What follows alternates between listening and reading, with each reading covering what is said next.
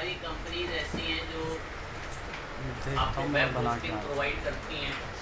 कंपनियों के नाम आपकी कॉपी में जी बड़ी असल 10 11 12 मैंने लिखवा रखे हैं। कंपनी बहुत सारी हैं, ये ऐसी मैंने दो एक कंपनी शेयर मत लास्ट में जाना।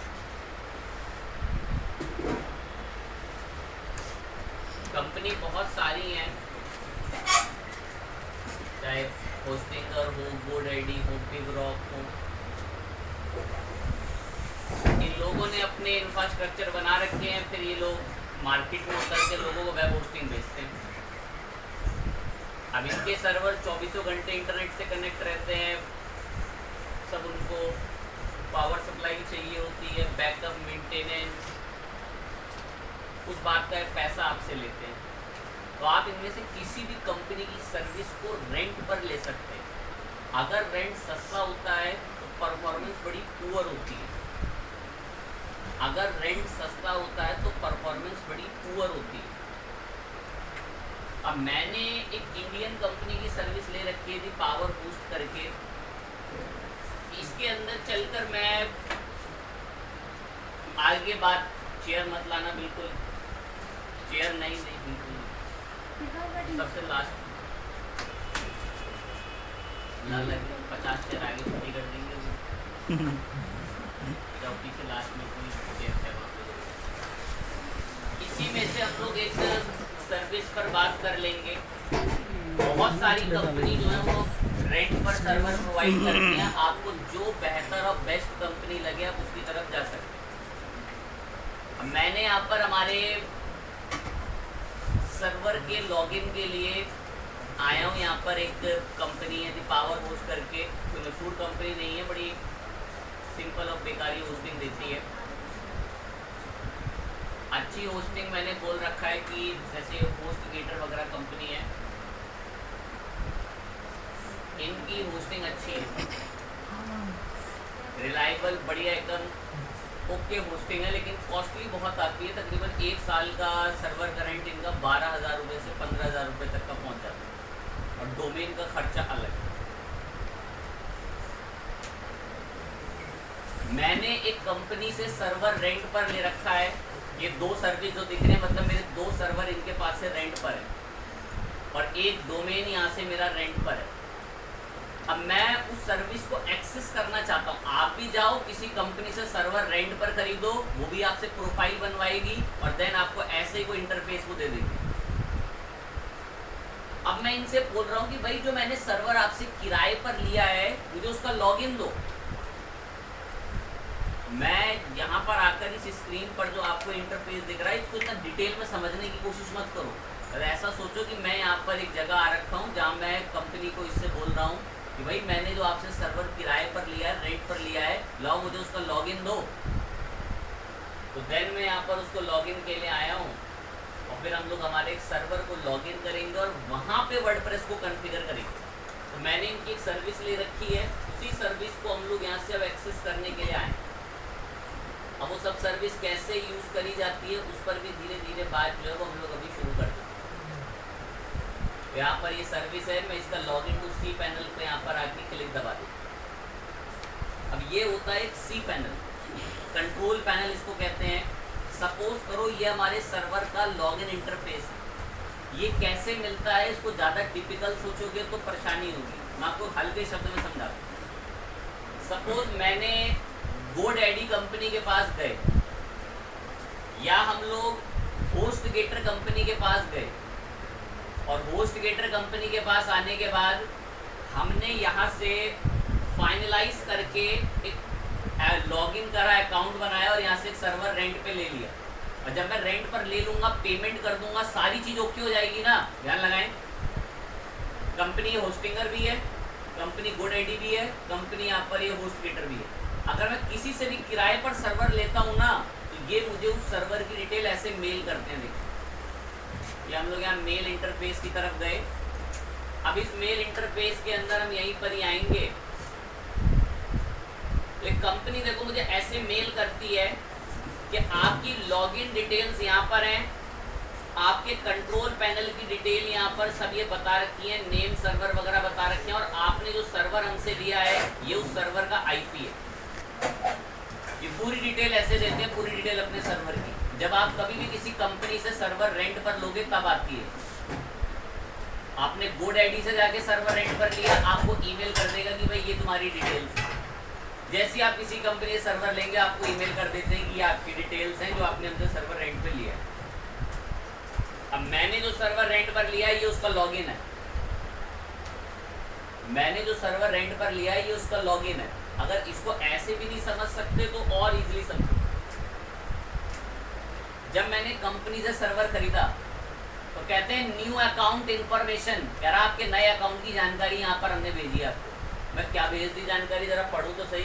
कह रहा आपके लॉगिन डिटेल्स ये हैं, आपके कंट्रोल पैनल का, कंट्रोल पैनल बोल तो सी पैनल, आपके सर्वर के कंट्रोल पैनल का यूआरएल ये है। मतलब जो बकेट में आपको तब से ऐसे बोलता था ना, ये विदिन 2-3 क्लासों से बार बार इस पर बात करी, ये किसी का इंफ्रास्ट्रक्चर है। अब उस इंफ्रास्ट्रक्चर में इतना हिस्सा हमें किराए पर मिल गया, तो जब वो मैंने किराए पर लिया, मैंने इसका रेंट चुकाया, तो रेंट चुकाते उसने मुझे ये मेल भेजी, कह रहा है ये तुम्हारे सर्वर का लॉगिन है, ये तुम्हारे सर्वर का कंट्रोल पैनल का यूआरएल है, चाहो तो इससे भी जा सकते हो, उससे जो आपने डोमेन खरीद रखा है, और ये आपके सर्वर का क्या है बेसिकली आईपी। कितना बताया लास्ट टाइम कि भाई जो भी चीज़ इंटरनेट से जुड़ी हो सर्वर, तो उसका एक क्या बना होगा बेसिकली, तो ये सर्वर का डेडिकेटेड आईपी। तो ये डिटेल हमें वो सेंड करते हैं जब हम इनसे सर्वर रेंट पर लेते हैं।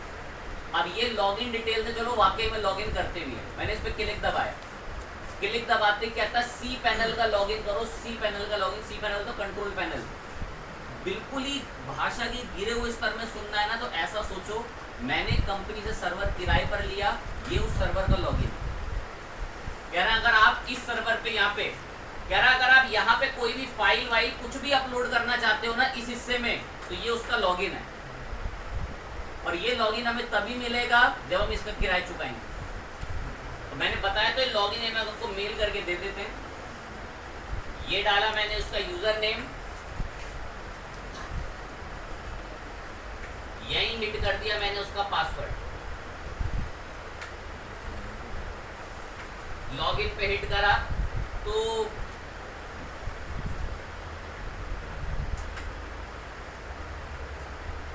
दोबारा से पेश कर देते हैं रिफ्रेश करके। क्या हमारा लर्निंग डिटेल्स से हमने बता दी, इसको भी कॉपी करेंगे, लॉगिन। ये हमारे सर्वर का सी पैनल लॉगिन इंटरफेस है। मतलब हमारा जो सर्वर हमने यहाँ इतना हिस्सा जो किराए पर लिया है ना, इतना हिस्सा किराए पे, ये हिस्से का मैनेजमेंट यहाँ से होगा जो लॉगिन होकर आया है।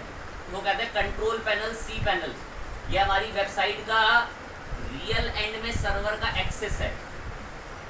जिस सर्वर पे हमारी वेबसाइट रखी है उस सर्वर का लॉगिन है ये लॉगिन। बताया जा रहा है कि आपके सर्वर की कुछ जर्नल इंफॉर्मेशन ये है कि आपके सर्वर से ये वाला डोमेन कनेक्ट हो रखा है जिसका नाम है लर्निंग लाइफ। इसको मैंने कनेक्ट कर रखा है इस सर्वर से। कह रहा है आपके सर्वर की जो लेटेस्ट अभी आईपी है वो ये आईपी है 135 करके। अगर मैं यहाँ पर आऊँ तो अब मैंने अभी जस्ट आपको दिखाया था, देख सकते हैं ये आपके सर्वर की रियल टाइम आईपी। और लास्ट लॉगिन किस आईपी से हुआ था, इस आईपी को ब्लॉक भी किया जा सकता है। डायरेक्टरी वगैरह की सब इन्फॉर्मेशन बता रहा है, सर्वर की इन्फॉर्मेशन बता रहा है, कितने डेटाबेस बन सकते हैं, कितना स्टोरेज लाइव उस टाइम पे सर्वर पे है, ये सारी चीजें बताई जा रही है। मैं ठीक है, ओके बात है, ये हमारे सर्वर का लॉगिन है। अब इसमें आगे काम कैसे होता होगा, वर्डप्रेस कहाँ से आ जाएगा इसमें, अब तो देखो कैसे आता है वर्डप्रेस। दिमाग एकदम 100 गुना तेज चल रहा है।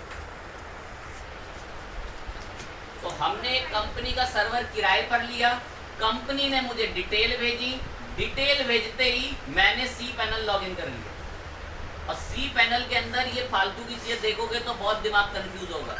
इस सी पैनल में आपको मतलब होना चाहिए, और जहाँ पर आपको आना है वो सबसे पहले आना होता है फाइल मैनेजर में। अगर ट्रीट करें तो ऐसा ट्रीट करो कि फाइल मैनेजर एग्जाम फोल्डर है। ट्रीट करना है ना तो ऐसा ट्रीट करो कि फाइल मैनेजर एग्जाम फोल्डर है। एग्जाम फोल्डर के मैं अंदर गया क्लिक दबा के। अब एग्जाम फोल्डर के अंदर जाने के बाद आप एक और फोल्डर में जाते हो, उसका क्या नाम था, सपोज करो ये public.html इसमें htdos है, आप इस htdos के अंदर गए।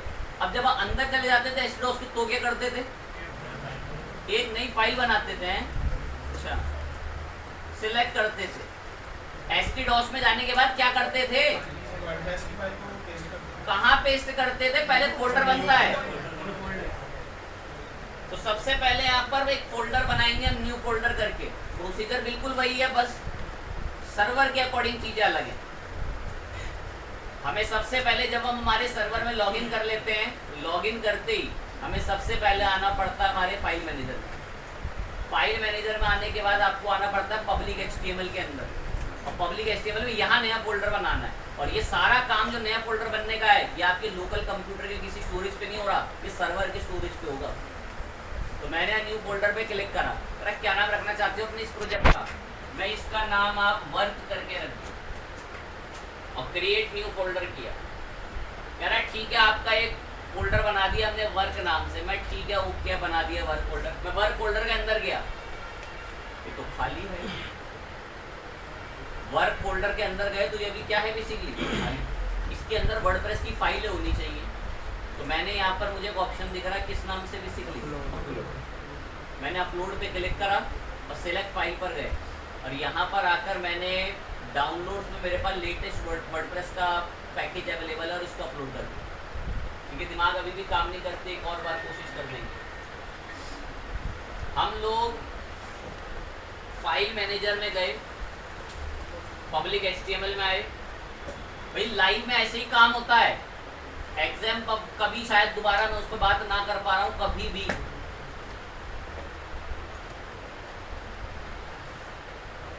फाइल मैनेजर में पब्लिक HTML के अंदर आकर हम लोग यहाँ पर एक फोल्डर बनाया हम लोगों ने जस्ट अभी वर्क नाम से। ये तो खाली पड़ा है, लेकिन दैट्स वाई मैंने इसके अंदर अपलोड किया। कह रहा क्या अपलोड करना, मैं सिलेक्ट फाइल में जाके मैं मेरा वर्डप्रेस का एक पैकेज है वो अपलोड करना है मेरे को। ओपन करते ही जो भी अपना time duration depend on server speed, ये उसको आप वहाँ पर अपलोड कर देगा। ये 27 MB का जो वर्डप्रेस का पैकेज था ना, ये सर्वर पे जाके स्टोर हो चुका है। लेकिन एक बुरी बात है, गो बैक करा, ये तो बंडल पैक हो रखा है। तो फिर जब ये जिप पैक को रखा होता तो आप इसे क्या कराते हो, कहीं दिख रहा ऊपर एक्सट्रैक्ट, राइट साइड में देख लो कहीं अगर दिख जाए, अच्छा चलो बढ़िया है दिख रहा है। तो ये जो पैक होकर फाइल आ रखी है, इसको हम सर्वर पे ही एक्सट्रैक्ट करेंगे। इस फाइल को क्लिक दबा के यहाँ से मैंने इसको एक्सट्रैक्ट बोला, कहता है क्या पब्लिक HTML में वर्क में एक्सट्रैक्ट करना है, हाँ यही करना है, एक्सट्रैक्ट करो इसको। अब एक्सट्रैक्ट कर तो देता है, क्लोज कर देना, पर दिख नहीं रहा, पता नहीं कहाँ गया। तो यहाँ एक ऑप्शन आता है रीलोड का, जरा से रीलोड करोगे फोल्डर आ गया। अब बुरी बात, एक दिक्कत की पता है क्या, छोटी सी, माइंड लगा के सुनना। फाइल मैनेजर में पब्लिक HTML में हमने प्रोजेक्ट बनाया अभी किस नाम से, उसके अंदर वर्डप्रेस तो है, पर उसके अंदर एक और फोल्डर में वर्डप्रेस है, और ये जबकि होना कहाँ पर चाहिए, वर्क फोल्डर के यहीं बाहर होना चाहिए। और अभी कहाँ है ये, तो अभी मैं कॉपी करके वहां से मूव कर रहा हूँ तो कुछ थोड़ी तकलीफ हो जाएगी। मैंने वर्डप्रेस में गया, मैं इन फाइलों को बोला यहाँ से हटें और बाहर जाएं, टुडे वर्क नाम के फोल्डर के बाहर सिलेक्ट करा, और यहाँ से बोला मूव। जरा कहाँ मूव करना है इसको, जरा वर्क में वर्डप्रेस में करना है, मैं तो वहाँ तो पहले से है, ये वर्डप्रेस में नहीं करना मुझे मूव इसको। मुझे इसको जो मूव कराना है वो मूव कराना पब्लिक HTML में, किसके अंदर, वर्क। अभी कहाँ है, पब्लिक HTMल में वर्क में वर्डप्रेस के अंदर। अब लाकर बाहर किस जगह पर छोड़नी है, ये लगा मूव फाइल। अब पब्लिक HTML में गए और वर्क में गए तो वर्डप्रेस की सारी फाइल बाहर आ चुकी है। पहले कहाँ थी, वर्डप्रेस फोल्डर के अंदर। जब आप इतना सब कर लेते थे, फिर इसके बाद क्या करते थे एग्जाम में, डेटाबेस बनाते। इसमें डेटाबेस बनाने के लिए आपको आपके सी पैनल में गौर से, आपको आपके सी पैनल में थोड़ा सा नीचे चलकर यहाँ MySQL डेटाबेस पाना होता है। इसका डेटाबेस बनाना थोड़ा मुश्किल काम है, पर धीरे धीरे समझ में आएगा। MySQL डेटाबेस पे गए, कह रहा है नया डेटाबेस बनाना है क्या, मैं जी हाँ, किस नाम से, मैं वर्क, क्रिएट डेटाबेस। डेटाबेस बन गया और नीचे लिस्ट में भी आ गया डेटाबेस। ये रहा डेटाबेस का नाम क्या है बेसिकली, लेकिन इस वर्क नाम के डेटाबेस को चलाने वाला कोई प्रिविलेज यूजर यहाँ पर नहीं है। पता नहीं इतना पढ़ते नहीं पढ़ते, अगर याद हो ना तो एग्जाम के अंदर जब हम डेटाबेस का नाम बताते थे तो वो ये यूज़र नेम मांगता था। क्या होता था यूज़र नेम? अच्छी बात है। कह रहा है डेटाबेस तो चलो तुमने सर्वर पे बना लिया, किस नाम से? वर्क। लेकिन उसको चलाने वाला कोई अभी यूज़र नहीं है। तो यहीं थोड़ा सा नीचे आओगे तो एक शब्द लिखा हुआ दिख जाएगा। मैं जी मेरे यूज़र का नाम भी वर्क ही रखा, और एक मैंने ना यूज़र के लिए इसमें पासवर्ड रखा जो कि आप पहले कभी एग्जाम में रखते नहीं। उसमें क्या डिफॉल्ट खाली होता था कि मैंने पासवर्ड इसको रखवाया। यूजर नेम बताया, पासवर्ड रखवा, क्रिएट यूजर पे क्लिक करा, यूजर क्रिएट हो गया। सबसे पहले क्या क्रिएट करा? उस डेटाबेस को चलाने के लिए क्या क्रिएट करा? लेकिन अभी डेटाबेस को यूजर असाइन नहीं हुआ। डेटाबेस किस नाम से? लेकिन उसको चलाने वाला भी यूजर असाइन नहीं होता, तो असाइन करना पड़ता है। नीचे आके ये रहा ऐड यूजर टू डेटाबेस। इसका मीनिंग हिंदी में ट्रांसलेट करके बता दो तो अपने दिमाग में बात चली जाए। यूजर को डेटाबेस में क्या करना? ऐड। और अभी ऐड है नहीं, अभी यहाँ कोई यूजर नहीं आता।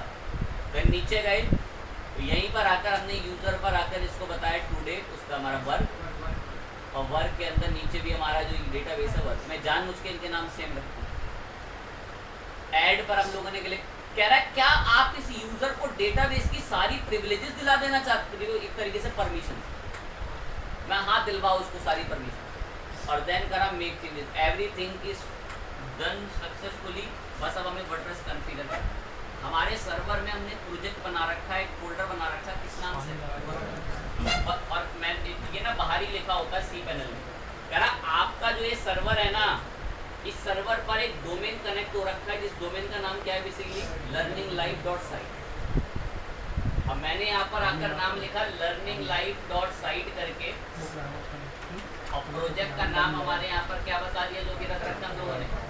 वर्क पे एंटर करते ही कुछ सेकंड की देरी के अंदर आपके पास एक वर्डप्रेस के इंस्टॉलेशन स्टेप्स लाइव सर्वर पे ऐसे काम होगा। एक लाइन बोलूँगा, दो एक के काम के, बाकी तो बड़ी अजीब है। पता हर सर्वर पर डिफरेंट कैटेगरी के मुताबिक वर्डप्रेस की इंस्टॉलेशन अलग तरीके और अलग टेक्निकों से होती है। अगर एग्जांपल में बोले कि जो कंपनी वर्डप्रेस होस्टिंग देती है तो उसकी टेक्निक अलग है। सी पैनल थोड़ा मशहूर और सिक्योर माना जाता है, इसीलिए मैं इस पर अधिकतम काम करता हूँ। जब कभी गौर से सुनने की बात को, आप इन किसी भी कंपनी के पास जाओ, मैं आपको हमेशा यही सलाह दूंगा कि आप इनकी जब वेब होस्टिंग में जाते हैं या कोई भी टाइप की होस्टिंग आप इनकी खरीदते हैं, खरीदे सबसे पहले वेब होस्टिंग, या तो फिर आप इनकी कंपनी की शेयर्ड होस्टिंग खरीदें। GoDaddy वगैरह किसी पर भी अगर आप जाकर होस्टिंग खरीद रहे हैं, या तो सिर्फ वो वेब होस्टिंग हो, या फिर वो सर्विसेज के अंदर जाकर यहाँ से वेबसाइट बिल्डर, डोमेन, बहुत सारी चीज़ें देते हैं, जैसे WooCommerce से रिलेटेड VPS होस्टिंग भी देते हैं, ये वेब होस्टिंग दे रहे हैं। मैं वेब होस्टिंग पे गया, आप यहाँ की वेब होस्टिंग खरीदो तो इसमें हमेशा सी पैनल मिलेगा, और सी पैनल सबसे ज़्यादा सिक्योर माना जाता है काम करने के लिए। और हम भी जिस सर्वर में अभी काम कर रहे हैं उसका हमें किस चीज़ का लॉगिन मिल रखा है? C panel. मैंने भी तो पूरा वर्डप्रेस यहीं से कॉन्फ़िगर करा, और फिर उसके बाद उसका डोमेन डाल के प्रोजेक्ट का नाम ही तो लिखा, बस किस नाम से था? लैंग्वेज सेट करके कंटिन्यू। कह रहा है ये सब तैयार रख, मैं हाथ तैयार है। कह रहा है डेटाबेस का नाम बताओ, बनाया था डेटाबेस? ये यहीं पर ही आना वापसी। डेटाबेस कहाँ पर किस नाम से था कोई बता सकता है? MySQL डेटाबेस में था। इसके अंदर जो आपने डेटाबेस बनाया वो ये रहा। देखो अभी वर्क नाम के यूज़र पे कोई प्रिविलेज यूज़र था नहीं, लेकिन मैंने नीचे से प्रिविलेज ला के ऐड कराया था ना, ऐड यूज़र डेटाबेस। अब ये हमारे डेटाबेस का नाम है, मैंने इसको ना पूरा समेत कॉपी करना, वर्क नहीं ऑनली, पूरा समेत कॉपी। अब खास बात यह है कि प्रिविलेज यूज़र का नाम भी वही है, बार बार मुझे कॉपी करने के लिए उधर ना आना पड़े, इसलिए जानबूझ के मैं नाम सेम ही लगा। और इसका मैंने पासवर्ड सेट करा था, याद हो तो जब मैं यूज़र बना रहा था। डेटाबेस का नाम, डेटाबेस का यूज़र नेम, डेटाबेस का पासवर्ड और सबमिट कर। मेरा सब कुछ ओके, रन करो इंस्टॉलेशन। फिर प्यारी भाषा में बोल रहा हूँ, ये सारा काम एक लाइव सर्वर पे हो रहा है। साइट की information, shop India, user name, और यहाँ एक पासवर्ड। एक बड़ी दिमाग ना चल रहा हो, मैं इस वक्त ना यहाँ ईमेल डाल रहा हूँ, ईमेल, ये ईमेल बहुत काम की है और हमारे पास हमारे वर्डप्रेस में हमारी ई कॉमर्स की अगर कोई भी सेल होगी ना तो मेरे सारे ऑर्डर इसी मेल पे आएंगे। और अभी मैं लाइव एक ऑर्डर करूंगा अभी एक दूसरे यूजर से जाके। बिल्कुल माइंड एक्टिव होना चाहिए एकदम। हमारी शॉप का नाम वाम जो भी आपको रखना रखो, वो काफ़ी मेन जगहों पर दिखता है, यूजर नेम पासवर्ड जो कि लॉगिन टाइम पे चलता है, इंस्टॉल होता है। और ये जो मेल आईडी है, इस मेल आईडी पे हमारे ऑर्डर की डिटेल्स आएंगी, हमारी मेन मेल आईडी है ये। इंस्टॉल वर्डप्रेस पे क्लिक कर लॉगिन कर देंगे वर्डप्रेस इंस्टॉल करके, एंड देन यहाँ से फटाफट से आकर इसको लॉगिन कराते हैं।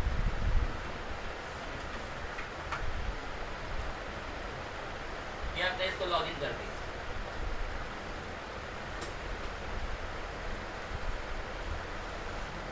ये इस वक्त अगर हम विजिट करें तो लाइव इंटरनेट पर होस्टेड एक प्रोजेक्ट बन चुका है, learninglive.site, और एक हमारे प्रोजेक्ट का नाम क्या है उसके अंदर अभी।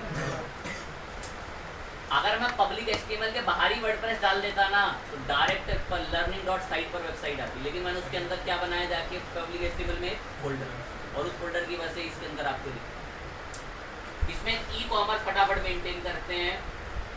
थीम्स में चल के ज़्यादा फैंसी तो नहीं रखेंगे, ऐड न्यू थीम पर गए, सबसे पहले एक थीम इंस्टॉल पे लगा दी। एक बारी में नहीं आ जाएगा लाइव सर्वर पे कॉन्फ़िगर करना, एग्जाम पे ही करना, कम से कम 10 बार में देख कर आपको आया होगा। तो बुद्धिमान की इतना जटिल क्यों है?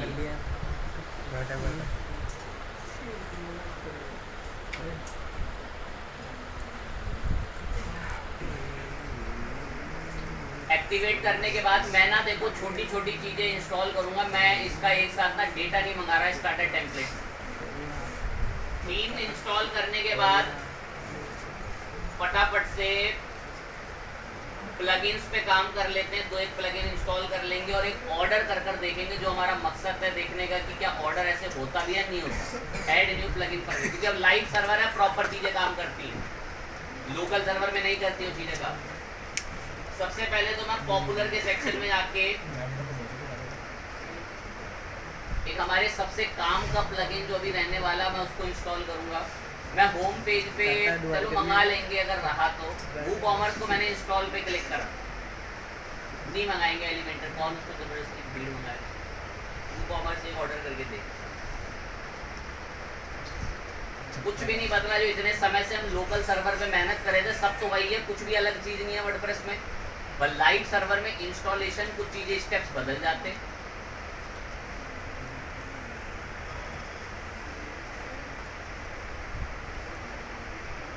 हम लोग एसईओ शुरू करेंगे जब 3-4 क्लास हम लोग लाइव सर्वर के अंदर कई सारी ऑनलाइन चीज़ों पे बात कर लेंगे, फिर हम सर्च इंजन ऑप्टिमाइजेशन पर आएंगे। वेबसाइट डिजाइनिंग वाले कोर्स में एसईओ वगैरह जैसी चीज़ें नहीं है, एड कैंपेन्स वगैरह, सिर्फ ओनली डिजिटल मार्केटिंग के अंदर ही। अब वो खुद जानते हैं कि वो जो वेबसाइट बनानी सीख रहे हैं, जब तक उनको उसका एसईओ ही नहीं आता होगा तो वो क्या ही कर रहे हैं। गौर से रीज़न ऑफ टाइम मैंने इसको डेकोरेट नहीं करा। डेकोरेट तो छोड़ो, मैंने इसके मेन्यू तक सीक्वेंस में नहीं लगाए। आप उन सब में एक्सपर्ट हो इसलिए मैं नहीं कर रहा वो कुछ। मेरा मकसद ये है शॉप पेज पर एक प्रोडक्ट डालूं और अगर कोई उसका ऑर्डर करे तो ऑर्डर डिटेल्स आनी चाहिए, पूरी मेल आनी चाहिए, ये सारा काम हो। अरे वो तो बीसीओ वार कर रखा है, मैं बिल्कुल इंटरेस्टेड नहीं हूँ उसमें स्लाइडर लगाऊं जाके, वो टाइम वेस्ट करने ऐसी चीजें हैं। एक प्रोडक्ट ऐड करते हैं फटाफट से चल के।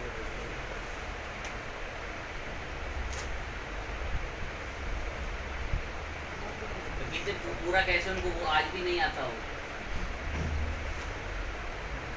सुबड़ी का वेट कर रहे हैं, जिस दिन कोई नासा वाला टॉपिक कराएंगे उस दिन पढ़ूंगा। वेट करते रहते हैं, जब तक कोई बेहतरीन टॉपिक नहीं आता तब तक नहीं पढ़ूंगा। इस प्रोडक्ट का नाम रखते हैं फटाफट से।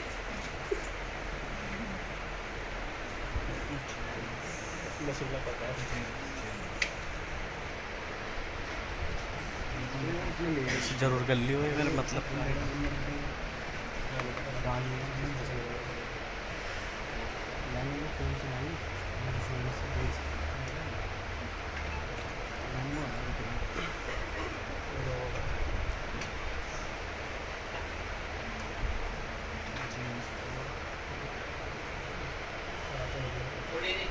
तारीफ उठानी थी, इतना लंबा सफर तक करना।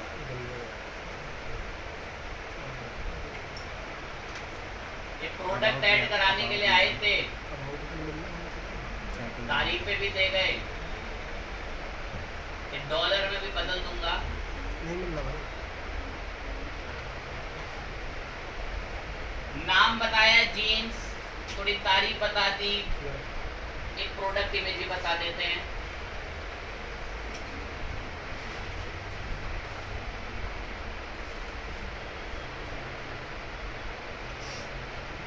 इतना सब सेट करके मैंने इसको पब्लिश कर दिया।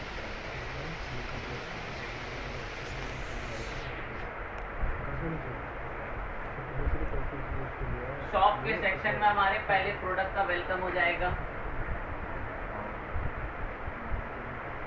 बहुत बढ़िया बात है, अच्छा दिख रहा है। ओके, ये डॉलर हटाना है, कहाँ से हटता है? वो कॉमर्स में गुड।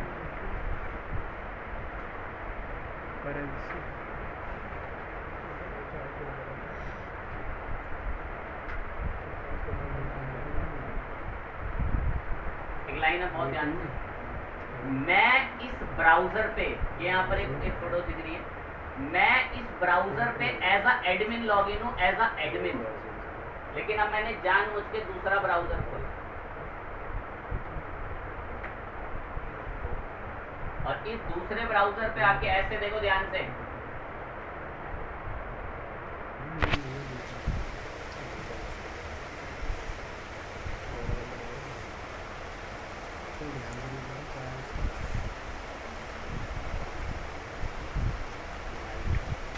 प्रोजेक्ट का नाम बता दिया learninglive.site करके। इसमें मैं एडमिन लॉगिन नहीं हूँ, इसमें मैं इस वेबसाइट का एक यूजर लॉगिन हूँ एक तरीके से। और यहाँ पर अब मैं शॉप पे गया, मैंने कोई डेकोरेट नहीं करा, रीजन ऑफ टाइम। ये प्रोडक्ट अब मुझे ऑर्डर करना है इस वेबसाइट से, जो प्रोजेक्ट हमने शॉप करके यहाँ पर ये हमारा वर्क करके जो बना रखा है शॉप से। प्रोडक्ट पर गया, ऐड टू कार्ट, कार्ट में ऐड होने के बाद ये हमारे कार्ट में गए भी। अरे बढ़िया से फैंसी थीम लेना, कोई दिक्कत की बात नहीं, मैंने सिर्फ टाइम वेस्ट होगा, वो 4-5 मिनट थीम इंस्टॉल होने में लेता है, इस वजह से थीम नहीं ली, कोई बढ़िया सी टेम्पलेट जाके चुनता। जीन्स ली, प्रोसीड टू चेकआउट, मैं फाइनल ऑर्डर करो इसको, फाइनल ऑर्डर। लेकिन एक चीज़ बड़ी बुरी लगी मुझे इतना सफ़र आगे तय करने के बाद, एक तो यहाँ पेमेंट के लिए कुछ नहीं आ रहा। अब पेमेंट के लिए नहीं आ रहा तो मैं एडमिन में गया, और एडमिन में जाने के बाद गौर से WooCommerce की सेटिंग्स में यहाँ पर एक ऑप्शन मिलता है पेमेंट्स के नाम से। इसमें थोड़ा सा नीचे आकर अभी हमने COD कैश ऑन डिलीवरी को ऑन कर दिया, और जैसे ही कैश ये ऑन हो चुका है बेसिकली कैश ऑन डिलीवरी। अब जैसे ही ऑन हो जाएगा, और अगर ना दिखे यहाँ से ऑन, तो फिनिश सेटअप में जाकर भी देखना है, थोड़ा वेट लेता ऑन होने। अब यहाँ पर आकर मैं इस मेन साइट में जो ऐसे बोल रहा है कि कोई पेमेंट के लिए तो कुछ है ही नहीं, मैंने अब इसको रिफ्रेश करा, रिफ्रेश करते करा, हाँ कैश ऑन डिलीवरी हो जाएगी। ऑनलाइन पेमेंट भी ऐड होती है, वो भी बता देंगे कैसे हो। कह रहा बिलिंग डिटेल बताओ, मैं बता रहे। रिपीट, मैं फिर एक प्यारे शब्द में बोल रहा हूँ, इस ब्राउजर पे एडमिन लॉगिन है, ये दो ब्राउजर खोले नीचे, ये वाले ब्राउजर में एडमिन लॉगिन है, और इसमें मैं एज अ कस्टमर लॉगिन होने जा रहा हूँ।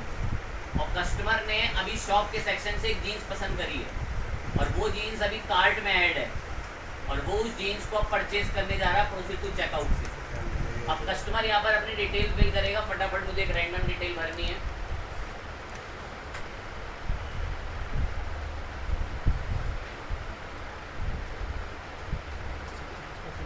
ये पूरा एड्रेस जाएगा मेल होकर कि एक ऑर्डर आया है इस नाम से, दैट्स व्हाई मैं सारी डिटेल भर रहा हूँ।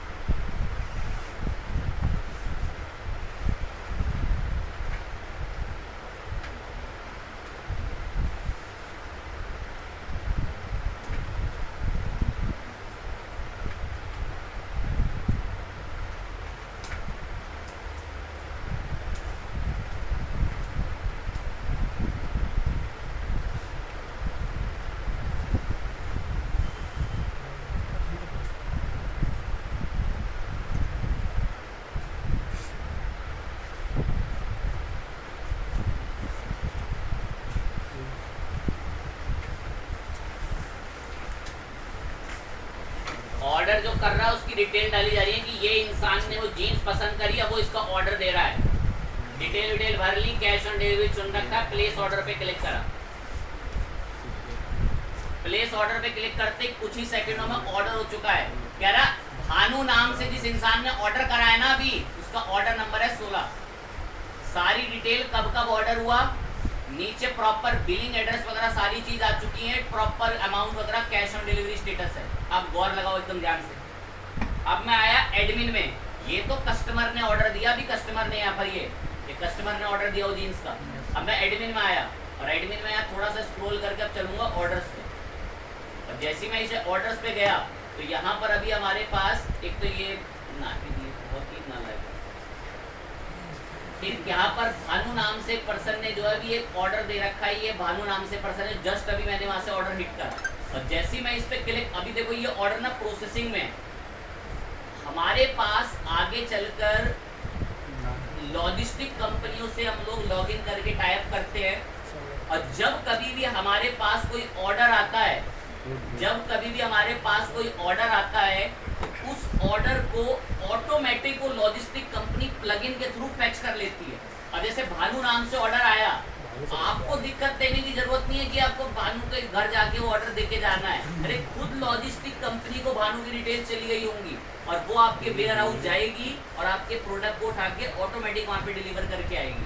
बट ये है कि जब आप ऐसी कंपनियों से टाई अप करते हो, जैसे कि ये प्रॉफिट जैसी कंपनी हो गई, तो इनके ना वॉलेट सिस्टम होता है, उसमें आपको 5-5, 6-6 हज़ार रुपये के रिचार्ज डलवा के रखने पड़ते हैं।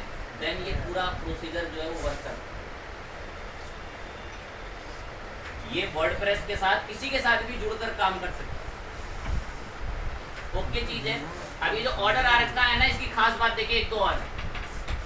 मैंने अभी आपको थोड़ी देर पहले इस ऑर्डर पे मैं क्लिक कर दूं, भानु नाम से जो ऑर्डर आया था, आप नोटिस करेंगे कि इस ऑर्डर पे यहाँ पर सारी पूरी प्रॉपर डिटेल्स हैं कि जहाँ से जिस जगह ये ऑर्डर जाना है उसका पूरा प्रॉपर आप देख सकते हैं, डिटेल वगैरह सब पर मेंशन है, प्रोडक्ट वगैरह भी मेंशन है। और 4 दिन के अंदर अगर मैंने ऑर्डर कंप्लीट कर दिया तो मैं इस ऑर्डर का स्टेटस प्रोसेसिंग से हटा के इसमें बोल दूंगा बेसिकली और यहाँ से कर दूंगा अपडेट कि मैंने ऑर्डर प्लेस कर दिया, ऑर्डर पहुँचा दिया। और इसी ऑर्डर का ध्यान लगाएंगे, ये मेरे पास मेरी ईमेल आईडी पे प्रॉपर एक मेल आएगा, मैं रिफ्रेश करके उसको चेक कर देता हूँ। ये देखो यहाँ पर एक ऑर्डर आ रखा है कि मैंने यहाँ पर एक ऑर्डर डाला, देखो 16 नंबर अभी ऑर्डर जनरेट हुआ था। अभी मैं क्लिक करता हूँ और देखो मैंने इसका यूजर नेम शॉप इंडिया रखा था कि शॉप इंडिया, जब मैंने उस टाइम पर लॉग इन कर रहा था। अब क्लिक दबाते हैं तो क्लिक दबाते हैं मुझे बता रहा है कि भाई आपके पास एक ऑर्डर आ रखा है और ये ऑर्डर एक जीन्स, प्रॉपर मेल आई है। जिनके दिमाग चलते हैं ना, मेल आईडी पढ़वा रहा था वहाँ पर बहुत देर से। ये mail ID main mail ID है, इस मेल आईडी पर मेल आएंगी, ऑर्डर आएंगे, आंखों के सामने दिख रहा है। मेल आईडी पर ऑर्डर की डिटेल्स आ रखी है कि प्रॉपर ये ऑर्डर जो है वो आपका फैच हो चुका है, मतलब एक ऑर्डर आ चुका। बढ़िया बात है, कितनी बेहतर सुविधा है और प्रॉपरली हर चीज़ एक अच्छे तरीके, अच्छे मैनर में काम कर रही है। बढ़िया बात है। इससे काफ़ी कुछ हमारी मदद हुई, हमें देखने को मिला कि हाँ जी प्रॉपरली वो बिल्कुल ठीक तरीके से जो है वो काम करता है। तो अब हमारे पास जब लाइव सर्वर होगा ना, तो लाइव सर्वर में चीज़ें बिल्कुल इसी तरीके से परफेक्टली काम करती है। अच्छी बात है, ओके चीज़ है। 2-3 दिन तक जब मैं कंटिन्यूस इस पर काम करता रहूँगा, अपने आप आपको उसकी आदत डल के रट जाती है और फिर आप भी अपने खुद के लाइव सर्वर पे काम करना शुरू कर देते हैं। जो बच्चे अपने खुद का लाइव सर्वर खरीदना चाहते हैं, कोई भी दिक्कत की बात नहीं, वो अपना लाइव सर्वर खुद से खरीद सकते हैं। तो कुछ बच्चों का ऐसा रहता है कि सर हमारे फादर का सपोज किसी टी शर्ट का बिजनेस है, तो हम उसकी ना खुद से ही साइट बनाना चाहते हैं। बहुत बच्चे बनाते भी इस तरीके से अपने खुद के बिजनेसेस के लिए साइट, जो कि अपनी खुद की होस्टिंग से काम करते हैं। और जो बच्चे भाई नहीं खरीद सकते 10-12 हज़ार रुपये की होस्टिंग या 6-5 हज़ार रुपये की होस्टिंग, वो किसी ग्रुप के अंदर खरीद लेते हैं। दूसरे बैचों के अंदर तो दोपहर वालों में मैंने ग्रुप्स बना दिए हैं कि 6 बच्चों का एक ग्रुप है, उस ग्रुप में बच्चों को कंट्रीब्यूट करा के 3 महीने के लिए वो होस्टिंग खरीद लेते हैं। तो या तो इस तरीके से गए ना, उसमें बहुत ही सस्ती पड़ती है, उसमें 300 रुपये में 3 महीने की होस्टिंग मिल जाएगी। और अगर खुद से खरीदना चाहते हैं, स्टिल आपकी चॉइस है, आप खरीदें। क्योंकि मैं आने वाली हर क्लास में लाइव सर्वर पे ही काम कर रहा हूँगा। एग्जाम के दिन अब जा चुके हैं, एग्जाम पर अब हम कभी भी काम नहीं कर रहे होंगे। अब हम सारा काम लाइव सर्वर के सी पैनल पर ही करते हैं। ओके चीज़, आज एटलीस्ट हमने इंस्टॉलेशन देखा। अब पता लाइव सर्वर पे सुविधा क्या हो गई, आपने फॉर्म बनाने सीखे होंगे वर्डप्रेस में, नाम बताओ प्लगइन का। अब अगर मैं फॉर्म भरूं तो मेरे पास मेल आया करेगी, पहले आती थी कुछ नहीं पता चलता था कि क्यों भर रहे हैं, किस लिए भर रहे हैं। वो लोकल सर्वर था भाई, इस वजह से उसमें क्यों आएगी मेल। ये प्रॉपर लाइव सर्वर है, इसमें प्रॉपर ईमेल अकाउंट्स बनते हैं। ठीक,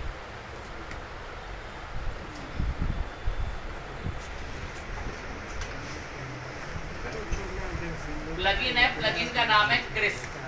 ध्यान बिल्कुल पॉइंट करोगी क्या बात चल रही है। एक प्लगइन पर हम बात करेंगे, इसका स्कोप आया अभी इतने टाइम में। तो प्लगइन का नाम है क्रिस।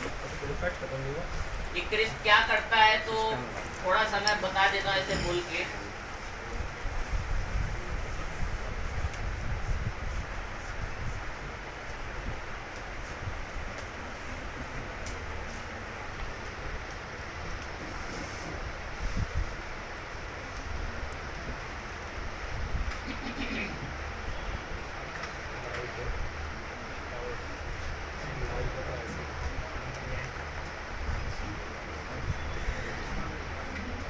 ध्यान लगाएं एकदम। ये मैं एक वेबसाइट पर हूँ GoDaddy पे, मुझे नीचे यहाँ पर एक ऑप्शन मिलता है कॉन्टेक्ट अस के नाम से। अगर मैं इस पर क्लिक करता हूँ तो क्लिक करते ही चैट बॉक्स खुलता है। यही चैट बॉक्स बनवाने में मेरी मदद करेगा एक टूल, एक सर्विस जिसका नाम है क्रिस।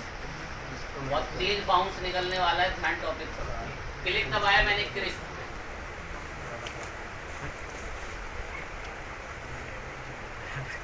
फ्री ट्रायल में इसको इस्तेमाल करते हैं लॉगिन करके। अभी गूगल से साइन इन करा लेते हैं, फटाफट हो जाएगा, सही रहेगा। तो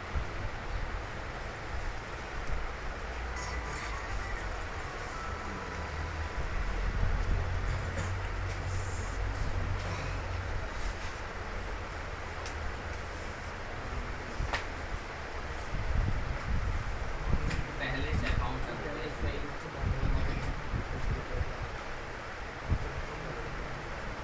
सेल्फ फिल कर लेते हैं।